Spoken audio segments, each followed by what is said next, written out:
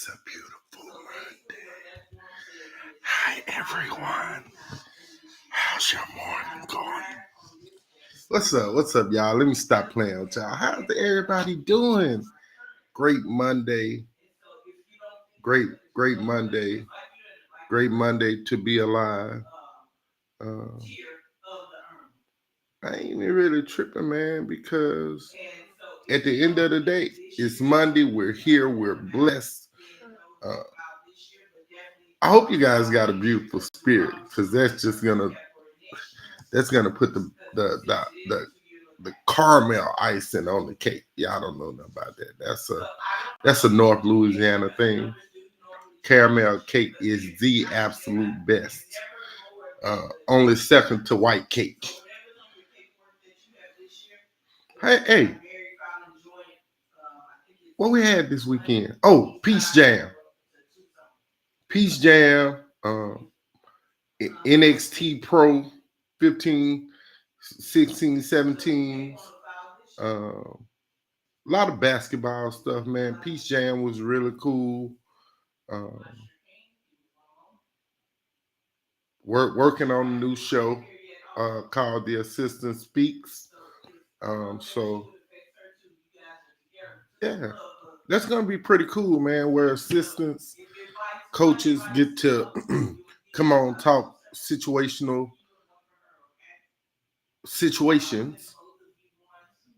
and perspectives on the game of high school football, 7B7, how to teach it more IQ. And yeah, IQ can be taught. It's a thing. Don't worry about it though.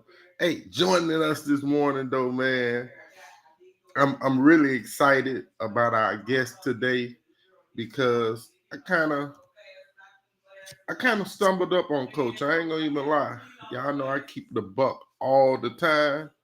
Uh, I'm talking to a good coaching friend of mine who I try to talk to a lot. And he was like, man, you know by there you hired a new coach, huh? It's like, nah, man, stop playing. By there you didn't hire no new coach. He was like, yeah, they did, man. He's a nice guy.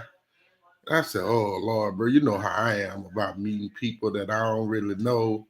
And I be all nervous and sometimes I get a little tongue twisted because I used to have a speech impediment when I was growing up. Let me stop telling people that ain't true, y'all. I just can't talk because I'm from North Louisiana. So y'all good.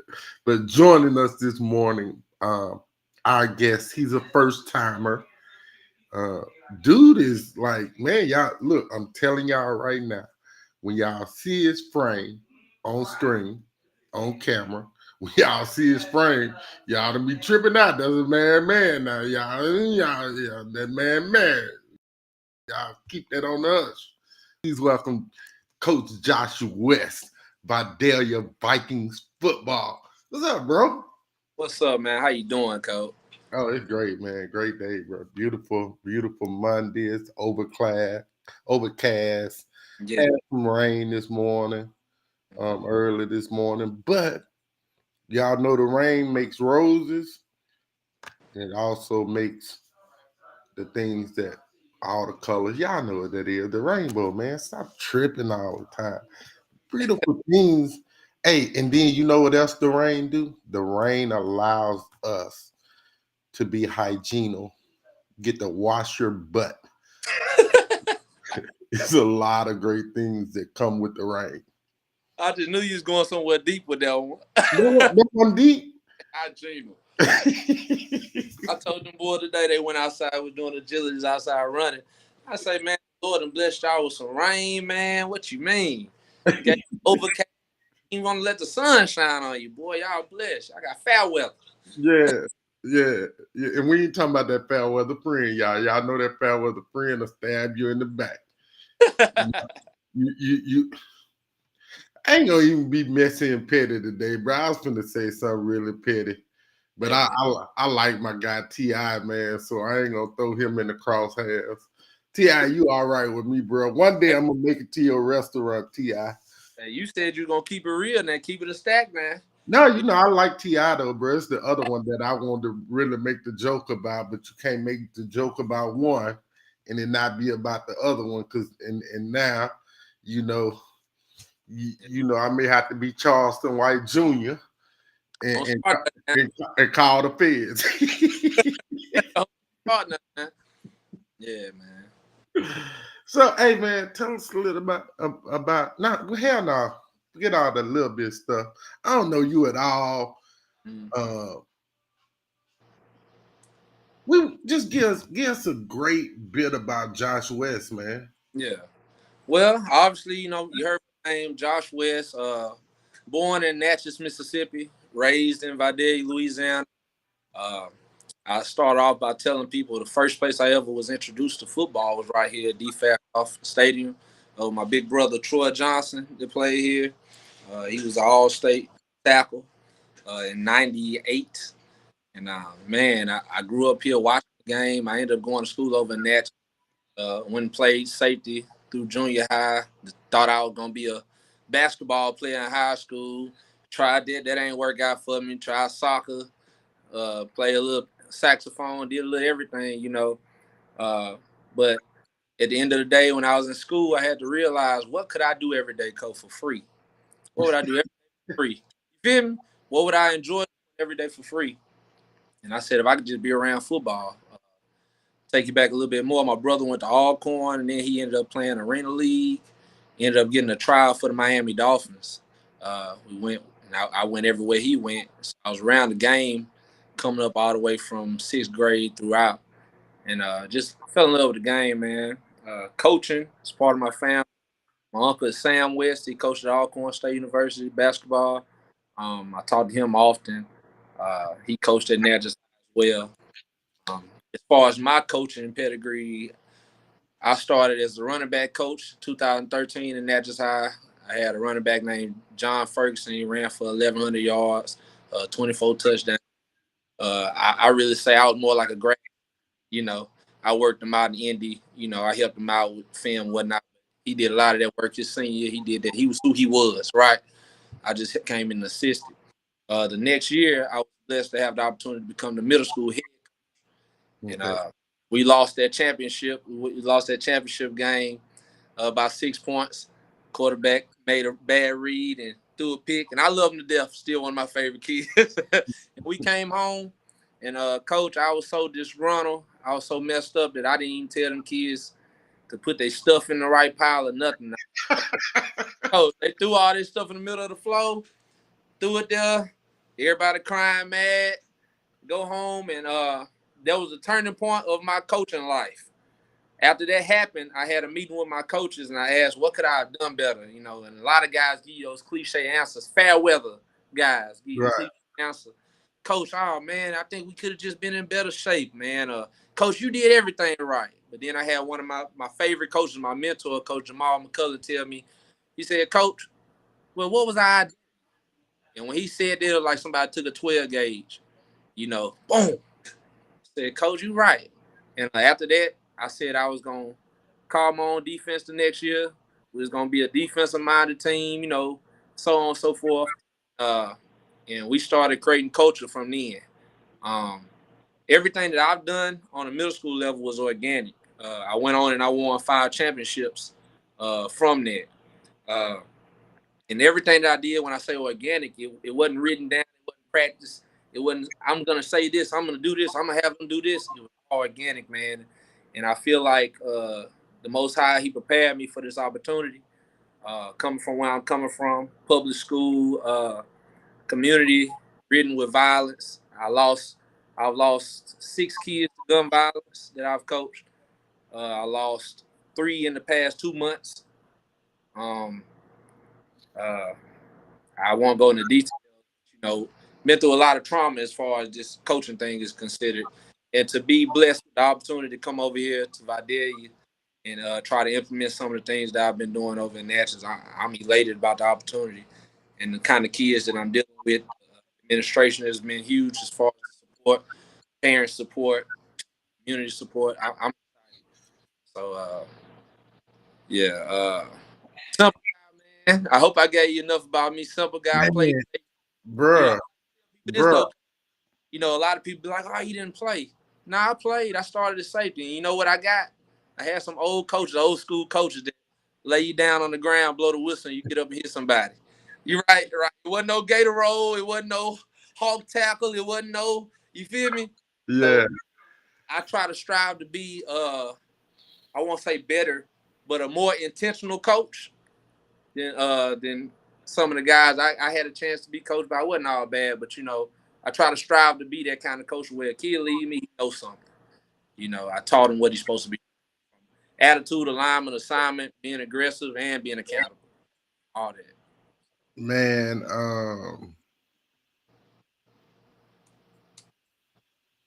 I'm a mid-major city guy.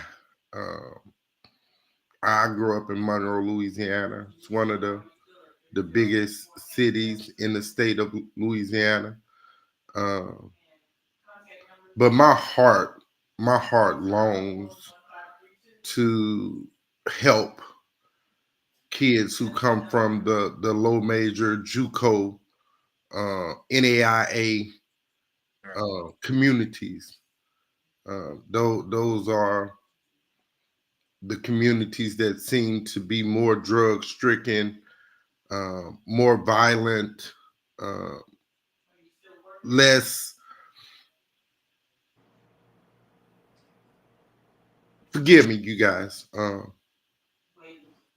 what I'm about to say. It's just my belief of what I've seen. Uh, a lot of kids in JUCO low major communities, uh, they don't care a lot about the academic side of it. It's 2024, and we have some of our best student athletes that come from the small communities, but they don't get to go all the time to the high major, mid major schools because their freshman and sophomore year they were so immature Mm. that being a good student wasn't the first thing on their mind.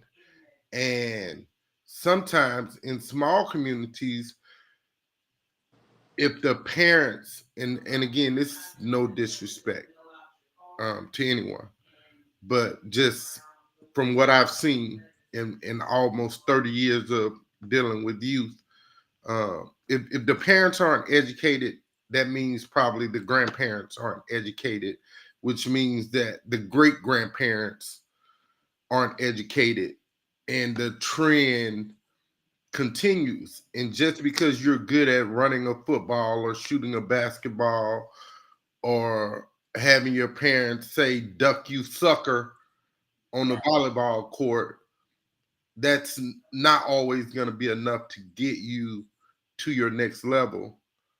uh, when I think about this, coach, again, this is means this topic, this thing in educating young kids means the world to me. uh, what are some of the things that you do within your program that, excuse me, tends to get kids to think about the academic process more first? One of my biggest things, coach, is getting our kids to the point where everybody needs to have some kind of trade skill, right? Right. Now, we talk about academics, but we need to go back to the point we can use these.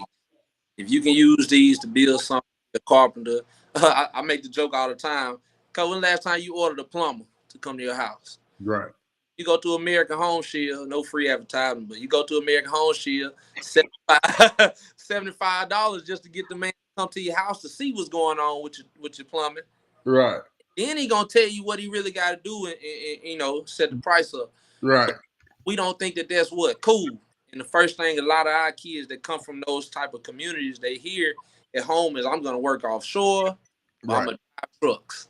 Right. They seem like those are the two easiest answers, and you gotta have self-discipline. You gotta have a level of self-discipline to be able to do either one. Right. I feel like we've taken out the home ec wood shops and all that kind of stuff in high schools, and we haven't replaced them with anything.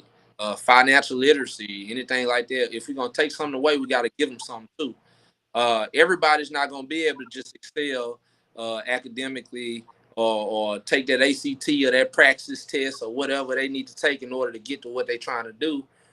Some people do better with their hands, and I feel like a lot of our kids need to find something to pick up. Like I said, I can play the saxophone. Now think about it all the time. What else could I do to make some money? And you go to these churches and all this kind of stuff, you see guys using their talent as musicians. Right. But toxic masculinity teaches us what? That if you ain't running the ball, shooting the ball, hitting somebody, you know what I'm saying? It's not cool. Right. It's not cool to sing. I had a guy on my team last year, Braylon Rounds. I'll give him a shout out. He played safety for me as a straight A student, all that good stuff, right? But the boy is also a member of the choir. And some people are going to support that, some people not. I remember one of my most proud moments was he got to sing the national anthem for senior night. Right. So I'm the coach out there with my phone in his face trying to make sure I'm putting him on my platforms. You know what I'm saying? I'm trying to make that a cool thing. Right, right. So we have to broaden our perspective, not only just on the educational surface of straight A's and B's and C's. So what can I do? What would I like to do? What do I enjoy doing? I got school kids that's going home, coach. They fixing on their motors in their vehicles. You know what I'm saying? Like they, I ain't gonna say like everything ain't great. They might be drag racing or doing something else they're not supposed to be doing. But my point is, they have a talent and they know how to utilize their talent. And if you can do that, then I feel like you can have an opportunity to be successful. Another thing is utilizing social media the right way. When you talk about education, let's go to football for instance. Let's talk about Twitter. What is it? TikTok, all these different avenues for you to reach out to the masses. You can do the same thing if you were trying to sell yourself as an employee, or if you have an idea, software ideas and whatnot, networking, using the social media platform to network. I tell a lot of my kids who are going to college, yes, get your grades, make sure you do everything like that you plan on doing. But the number one thing I tell them, network. Get with Johnny, who got a plan for when he graduates. Right. Get with who has their internship already laid out and that's gonna pay her when she get out. You know, I learned that after I graduated from Alcorn, I learned that agriculture majors had situations set up code where they could get into the internship and potentially be making $71,000 when they graduate. Oh wow. I learned that after the fact. Maybe I should have been out there in the pasture. Right, plowing the field. You know what I'm saying? So nobody taught us those things. And like I say, I love the game of football, but I'm in this business because that's what I was around. And I felt like that's not consuming, but that's where my mind was. I was locked in on that.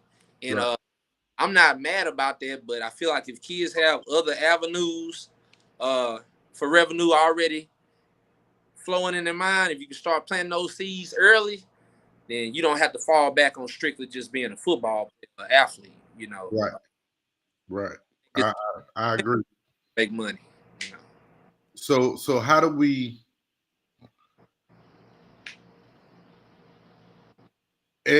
you're a Delta guy. You understand this terminology. We talk about suits and stews and stuff. How can we get kids to understand how to comprehend? Because that's what this is about, comprehension of that. When the stew or the soup has a good base, a good roux, good consistency, that everything tastes better. How do we get kids to understand that in this process? Yeah, you may not like going to class. Your teacher may be a jackass. Yeah. Your X may not meet Y, and you having trouble figuring out the equation of Z. I like the way you put that one, Cole. Yeah, I like that. X might not meet your Y. Yeah, I'm listening. But at the end of the day, this academic thing is your first response. Like we talk about it, but we don't really talk about the importance of academic. We'll go through the motions of bullshit and like we real about it. But then you know, we look at, well, damn, what happened to John? Oh man, John failed off. John flunked off the team, man. He wasn't going to class. He wasn't. Hell, let's be honest. John wasn't even coming to school, man. They just threw old John in a football suit on Friday night and let him go hit somebody. Yeah. John, go run the ball. You know, how can we truly impact sports through academics? Or is that a thing that we won't ever be able to do? I feel like influence it's a intrinsic thing. What influences you might not influence me the same way, right? You have people who are stronger mentally than others, and you have people who are followers, right? You already have to look at the elephant in the room, which is our media, which is the music, which is the videos they consume, and all the negative things that they have at their fingertips. You got to combat that. You got to fight against that every day anyway. At home as a parent, I got 3 kids myself. We do screen time in my house. You get 2 hours of screen time, whether it's a game, whether it's your phone, whether it's TV, whatever. But after that screen time, you got to get off of it because it's not always beneficial. But as far as I'll speak on what I can do, I can't say what we can do as a collective. What I can do is I can preach having self-discipline and having high character. And I go by the Umar Johnson self-discipline rule is doing what you're supposed to do when you're supposed to do it, whether you like it or not. That's going to teach you how to respond as a man when you got a job. You know what I'm saying? Being on time, taking care of your family. What's up? Time. Not the Umar Johnson rule. Hey man, that's the God rule. That's and I want to do it. No, I'm real spill. Yeah. So the version of that I collected was do good and good will follow you all the days of your life. Yeah. Not only will you be blessed, your children's children will be blessed, as many as the grains of sand by the seashore. Or do good even when no one else is looking, because someone is always looking. That's character for me. I teach character is who you are when nobody's looking. Are you to keep all by the trash on the floor? Hey, I'm just saying, like again, I you know, some things I'm hoorahing for Dr. Umar for, other things maybe and I'm over the top. Like nobody's more over the top than me. You talk to my sister, like ask her when you talk to her again. Nobody is more jackasses over the top than me. Yeah. And Dr. Umar is a little much for me. Yeah, he's much. Now I don't agree with everything he said, but I always when I heard that one, it resonated with me. It just made doing what you're supposed to do when you're supposed to do it. And the last part is whether you like it or not. That's my big thing is like it or not. You know, I asked my kids to come work out at 7 to 9. Right, that ain't even bad. But coach, I'm up at 4 a.m. I'm in here like you say. I'm lifting at 5 o'clock in the morning. I'm trying to be an example, whether I like it or not. You're not gonna have to come in and see if coach gonna be here. You're not gonna have to see if we're gonna have a workout today. I already got that ready, and I'm the one leading the stretches. I'm the one that's gonna take you through it. So you don't have no excuse. You go so we're trying to fix that mindset by cultivating a culture in which that mindset is not even available to be there. You know, we want to have a whole changed perception of who we are and how we go about handling things. And that needs to be paramount amongst everybody, not just a team, you know. And when you're talking about these kids, man, I don't like saying it, but it's the truth. I've been teaching for 9 years, and when I was in school, you talked to a lot of these. Wait for it. Oh, go ahead. You got a lot of these kids that aren't goal oriented, and it's not their fault. But you know, people just hadn't maybe had the conversation with them about their goals, and they going in the high, not having a plan. You know, not having a. Can I help you on that? What's up? Oftentimes, it's not that the kids don't have a plan. Most of the time, it's these fake ass people in their lives, in their ear, every single day. That the kid understands that he has to do his schoolwork, but then you got that outside person in his ear saying, "Man, get that schoolwork, bro. Let's go. Yeah. Let go, man. Let's go do this. Let's go do this. Let's go do this." When you're not matched, you know, bad comparison, but I'm gonna use it anyway. It's like when you get married, you got to be equally yoked with the wife you choose. Well, in life, you got to be equally yoked in the friendships you choose. If you know you're not tough, I teach this. The 3 people, I'm a health teacher. 3 people you spend the most time around, those are the people you're gonna be like. Meaning that if I spend a lot of time with you, I'm gonna pick up on mannerisms of yours. That's right. Say things that you say. I'm gonna start thinking the way you think. So, like you saying, we got to be cognitive of who we actually invest our time in and our energy in. Because if I'm trying to go right and you going left, we don't need to be in the same room. Right. You know what I'm saying? So I'm talking with my team. I'm fussing, kind of fussing in the mornings because I'm asking my receiver, well, have you talked to your other receiver? You know, where he at? Yeah, you here. You know what I'm saying? I'm preaching to the choir. You here. But at the same time, what? Be my brother's keeper. I'm a team player. We trying to do this and that as a team. Well, why I got to call him? Why you ain't called him? Why ain't he ride with you? You know what I'm saying? So, you know, we having them kind of conversations. But the 3 people you spend the most time around, you'll be like them people. So, like you said, mindful of who you giving your ear to, man, and who you really. It's the difference between hearing something and listening. I can hear you all day, Coach. I can hear everything coming out your mouth. But if I'm listening to you, that means I'm gonna apply what I'm learning. That's right. It's not enough. We must apply. Being willing is not enough. We must do. I can't say, Coach, I'm gonna get on here. I'm gonna get on your podcast with you, Coach. I'm willing to do it. No, I gotta press the button, click on the link, sit down, send everybody home. You know what I'm saying? Set up to do it. So a lot of people say they willing. I got guys to say they gonna come out and help me paint the football field. Okay, but willing is not. You still waiting on them. we need. Yeah, let's get to the do part. I got the paint machine out there, you know. So yeah. So I'm with you on that now. You know, your company you keep is vital, man. No, for real. Like, you know, one of my favorite. I'm gonna let you talk at it. One of my favorite things to do, Coach. I like to get in my kids' business. You know, I like to meet the girlfriend. You know why? You know why I like to meet the girlfriend? Because the girlfriend got more influence than anybody. When the girl say, "Did you do your work? Did you make sure you got that done after practice?" You know what I'm saying? What did coach tell you about it? Like, I need my quarterback to go stretch. I don't go talk to mama. I need him to stretch at home. Hey, at 6 o'clock, he need to be stretching. Yes, sir. You get what I'm saying? She tells him stretch. The influence. The people you talk to the most. The people who care about what they say. The people you listen to instead of what? Hearing. So that's why I say that, man. You got to find that person with these kids sometimes. Sometimes it might not be mama or dad.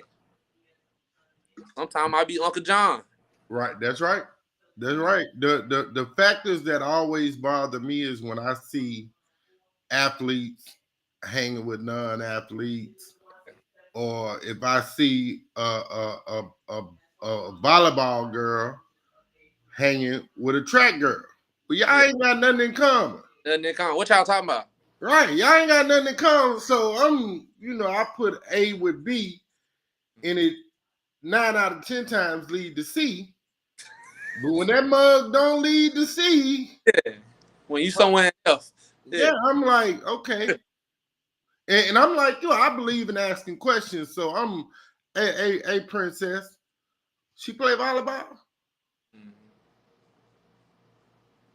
That it looks. See when they see this look right here. Yeah, right. I ain't quitting without an answer. Yeah, I'm gonna get an answer. 75% of communication is nonverbal. I'm going. Bruh, stop playing on me, because I might snap at any moment. I don't know no better. Forgive me. I still love you as my child, or if it's a child I've been around for a minute, bruh, you better, bruh, come on, let's go have a little talk over here. Give me your put your head right here. Put your head right here. Like we accountability in friendship. accountability in acquaintances, accountability in the phenomenon of your everyday walk. I like that code. No, it's real spill, man. We want, like, don't tell my kid nothing. Yeah. And then, hey, you saw my kid out here on the street? Well, you told me don't tell him nothing. That's why I was a little conflicted on whether I should have stopped him when he left with Pablo, who we all know ain't doing shit but going to get in trouble. Mm-hmm. And so now I can only be mad at me now because I knew Pablo was a troublemaker. I knew Lil Joe was a good kid. Yeah. That's So true. when they run out together, either Lil Joe has had a revelation in reverse, or Pablo don't bully him. Yeah. Yeah. You know what we did? What? They're the kind of interviews I hate, bro. What? Man, we ain't talked about no football. No, that ain't a bad interview. It ain't. That ain't a bad interview. That's a great interview. I actually been enjoying this. I've been smiled and talked more with you. Because I told you I ain't giving you too much. I'm the new coach. We got to show up on folks. I ain't giving you too much. Hey, but these the best interviews, man. Sitting here Bruh, talking. I'm not finna be playing with you. I'm not finna play with you. Talk about We the got intangible. say your fans, and you don't know this, but you got a fan base. Yeah. Your fans did not come on here to look at my ugly face and not hear you talk about football. That's true. Hey, I got you. All right. We had, bro, that just came to my mind like, y'all ain't said nothing about football. Y'all been talking about badass kids in this in life. Like, and that's a me and a Kenny Sykes, me and a Eddie Hamilton, me and a Jeff Jones or Casey Jones, Jeremy Madison, me a BG, me a Phillips. Like them conversations that I had with coaches that I've been, cool with and gained a brotherhood with, like, for years. Them conversations we have, we talk deep in the X and O's game too. But with coaches, I'm just me. We don't really have conversations like this because I be too busy trying to get in their business. Mm-hmm. So let's get into your business, man. What's up? Who did you? And y'all thank you guys too for listening to us just talk about life, man. It's always good to get perspective on principles. So y'all know y'all got a principal coach at Vidalia. Now y'all can get off that man back.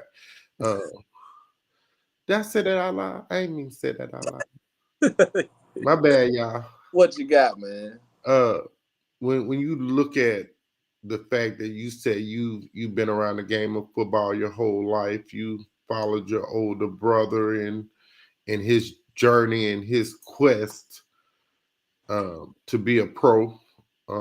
When you look at the fact that I didn't hear that Josh West thought of himself as just this stud safety.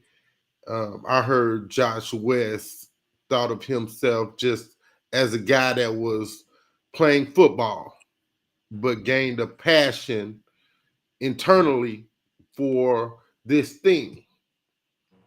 In your journeys, how can you continue to develop this budding relationship with this one sport to give it to another kid that he gains the same perspective and love for the game as you have?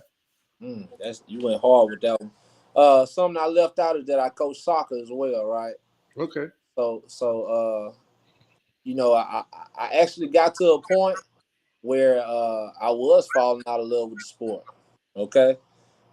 And what I really signed up for as a kid, we do all our papers and whatnot for school. What do you want to be? You know, why do you want to be in education? What I wrote down, my philosophy was that I wanted to have opportunity to mentor kids, and I said that as a kid, you know, without doing it. And now looking back, I realize that is what I love the most about it. So when you say the passion for the game, nowadays, I'm trying to think of how I want to say. Nowadays, I like to relate a lot of the game to the video game when I'm talking. And you laugh at me. I had a lot of coaches do that.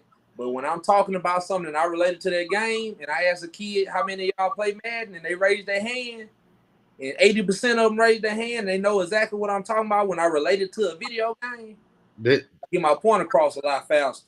Okay? Just like I use tackling and hitting people. It's two different things between tackling and hitting people. That's right. That's just like on the video game, you got a safe tackle button and you got a hit stick. They don't do the same thing. You know, I'm trying to teach you how to safe tackle, get you from being concussed. But my point, the game, I don't necessarily focus on trying to make them love the game of football. I teach lessons through the game of football. I talk about it versus all the cliche things that coaches talk about. But what I try to figure out what kids, what's your why, and figure out why you've been out here in the first place. And then I go from there, right? So if your motivation is you want to get your mama, you want to go to the league and do all that, then I know how to handle you. If you play to honor your grandmother who passed, who used to love to watch you play football, I know how to deal with you. I had kids whose sister got killed in a drive-by, and they wear a bracelet with a name on it, and that's what motivates them. You know what I'm saying? So I use my methods of motivation through a more intrinsic type of practice. Now, as far as the game, I can't make you love this. And I got a son right now, I got a 12-year-old. A lot of my coaches give me a hard time. He can run routes.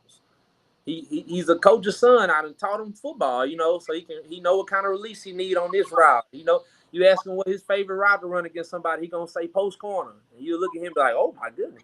But that's what he want to run, you know, because he knows how to do it. But I raised him with hugs and kisses. Coach, I ain't never seen him get hit. You know what I'm saying? I ain't never seen him hit nobody.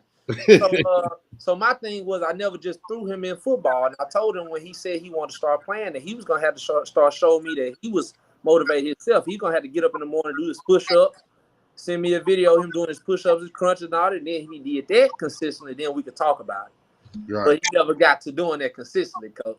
So I say, I'm not finna be the one to sign you up for a game where you could potentially injure yourself for life and you don't really love it, you know. So I try to figure out mentally, if I got 50 kids, I need to know what all 50 motivation for being out there is. And the best motivator is what? If you just love the game.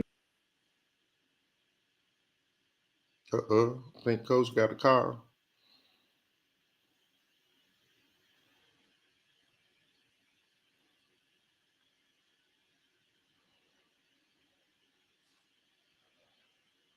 He'll be back in a minute, y'all. Just be patient.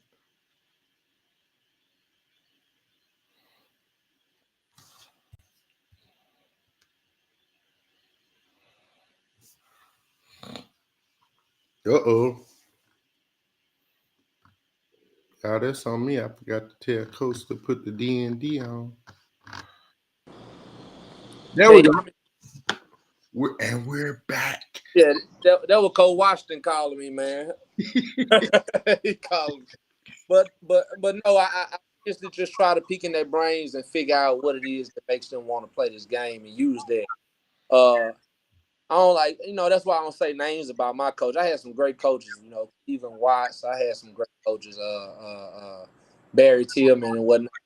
But I just think about the extra mile, going the extra mile and getting to know what makes a kid tick. Then you can talk about playing the game. If you'll fight for me, if you know I fight for you, then we can talk about what your assignment in the line dealing with a football game. You know, if you're not motivated to do this, I don't want you out here. That's how you get hurt. Back. So hope that answers your question. Man, that was a really great answer. Yeah. That was a really great answer. I got a few more questions if you got a little more time. Generally, we 45 to 52 minutes. We're at 39 right now. And I try, sometimes I be a little long-winded. My real friends call me 7-Eleven because I talk in my sleep, coach. Like everybody else be playing. I woke up one day and was interviewing myself. I talk so much.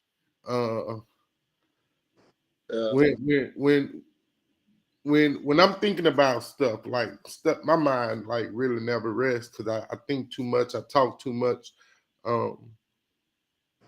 Mississippi guy, Mississippi kid. Different perspective on how the game is played. It's different, trust me on that. Yeah.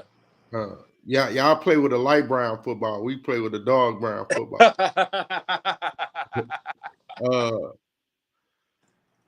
Oh man. How have you had to, they got the white gloves. You put them on, deal with kids. They call it dealing with kids with kid gloves on. How much more of a difference in coaching principles, philosophies have you had to change how you coach kids in Mississippi versus the way you disseminate the information here, just 9 minutes across the bridge? Right. Well, my situation, I won't say it's so much about the state. I think it's more about going from 5A to 2A. I think that's more of a situation where I'm trying to navigate the difference between how I would coach. I kind of spoke to my kids about that today, having a team of 70 kids, and having to understand that autonomy is one of the most important things over here. Keeping kids healthy, doing stuff to try to deal with injury prevention, hip flexibility, mobility, trying to do things that other coaches won't think that are important. Try to gain myself an advantage in keeping these kids healthy because I know that at the end of the day, we're going to need everybody out there. So attrition is something that we definitely trying to be mindful of. When I laughed at you when you said the different colors in the footballs because all I see when I look at film and coming from Natchez, well, everybody want to run the ball, man. Everybody just want to run, power read, right read. Everybody want to run the ball. Everybody just you're not finna be talking about smash my football, bro. I came from smash my football. I love it too. But I'm coming from a place where we were switching the air raid. We coming out 5 wide and stuff like that. Now everything works depending on who you got, right? Everything has a rhyme and reason for it, but the transition, I ain't finna sit and tell you every little thing we finna run, but the transition, coach, coming from the system that we were implementing and what I'm trying to do here is a little different. As far as dealing with the kids, I'm just trying to mainly focus on the tree. Trying to mainly focus on learning the kids, figuring out who is investing in this on their own. I think we kind of talked about this when they go home. What are they doing at home? Who's watching film? I'm paying attention to who's invested like I am. And I'm going to roll with everybody. I'm going to coach everybody I get. But as far as when it comes to that Friday night, I'm going to know who's with me, based on merit, based on what they've done, based on how they come to work. And I built something where I came from being a middle school coach for 7 years. So all those kids that came through, they knew me already. I started teaching them how to lift in 6th grade. So the fruits of your labor as a coach, they don't come through just wins and losses. They come through your kids. They come through watching that kid from 6th grade be a senior, and you looking at that big body you to help build. You know what I'm saying? You looking at the opportunity he to gain for himself, the mental fortitude you to coached into him. All the positive things you can sit here and point at. But I found growth in it. So coming over here, you got different situation where they worked out before, they did this, they did it a different way though, with a different person. Teaching them how to do things my way, trying to get them to buy into things, the vision that I see. My mantra this year is trust the vision and fear no limit. Trust the vision, fear no limit. Trust the vision, you buy in. We're not listening to what nobody say that we can't do, right? We brand new situation. We trying to take it to the Superdome. But straight up, you laughing. Ain't no smile on my face. No, I'm not laughing at you. That's I understand. Yeah, Right? you like That's why you coach. That's why you put in reckless amount of hours away from your kids, away from your wife. Come on. You know? So that was not like that's never from a place of disrespect. We on the same page. I got a staff with me, man. You know, I'm proud. A wise man surrounds himself with better men. You know, Right. We in the previous staff, you know, we had good coaches, man. Just being more specific though, as far as like offensive line, defensive line, guys who really have put in that time to coach that. I got a guy named Keon Sweeney coming in. He played at Alcorn, Jackson State, played with a couple of arena teams, had a trial with the Saints. You know, played tackle and nose, coming in to coach my line. You know, I got my offensive coordinator, played on the offensive line in high school, been with me for 6 years, went to Alcorn. Knows what I like, you know, somebody I trust, you know. I got a guy who. Got another phone call, y'all. I'm back. I had to get coaching back off the screen again. I'm gonna call him back. But I had a guy, Coach Keith Russ. He's been the official for so many years, man. So he knows more football than I do. Russ, RUSS. I can't hear you. RUSS. You got your mic on, or is that me? Oh no, mine definitely on. No, I'm saying RUSS is. You said Keith Russ.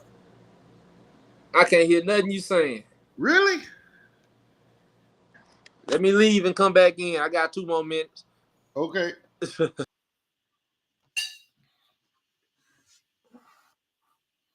Okay, let's see what we got, y'all.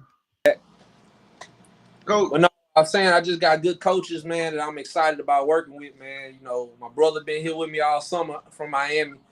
I tell people, anytime you had a trial with the NFL, you ought to know a little football. You can teach a kid something. You know, got his shoulder toe up practicing with Jason Taylor. You know, I say at least you can get the shoulder toe up by a scrub. You can say Hall of Famer toe your shoulder up. You know, right. You know, we just working, man. You know, working. Hey, let me give you this last one, man, and hopefully it's a great one that's challenging and mind-boggling and leaves you feeling all that you want to feel about Vidalia Vikings football. And that's what does a successful year one look like for Coach Josh West? Successful year one means the improvement in the overall record, an improvement in playoff positioning, and making it to that New Orleans trip. I'm gonna stop saying making it, and I'm gonna start claiming victory in it. But that's successful to me. I tell the kids every day, I didn't come over here just to be a coach. You know, I came over here to make the most out of this opportunity. And I don't take it for granted. I don't take it lightly. I'm appreciative of everybody from administration to community support. I don't know a stranger. I don't go anywhere a stranger. Everybody's supporting. Sheriff department to the recreation board, everybody. You know, so I'm just gonna do my best to put us in position to where we can be talking about a new. Keep getting calls. That means we've been on too long.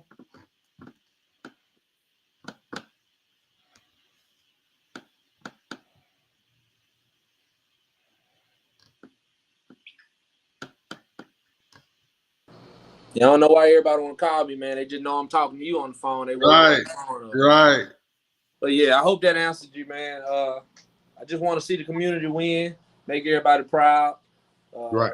Being in my shoes, I had a lot of people come out for Memorial and just tell me how proud of me they are and the expectations and it don't scare me, man. Just get me excited. Right. No doubt, man. Thank you, Coach West, for hanging out with me, man. Chopping it up, man. Great conversation. We gotta do this more often. Yeah, I'm with it, man. You know what I want. You know what I want. I just need your help with that. Oh yeah. And I got something I want to run by you real quick once we get off the air. Mm. All right. Hey, listen. Oh, I was just playing, y'all. Y'all know. Nah. Again, man. Do yourself a favor. Do yourself a favor. Not you, coach. For real. Do yourself a favor. Love yourself more. Love yourself more. Give yourself the best opportunity to be loved by you. It's nothing more important that you do every day than love yourself. Thank you guys for always being there. Y'all know I'm grateful and I'm appreciative. Remember, get off the bench, get into the game.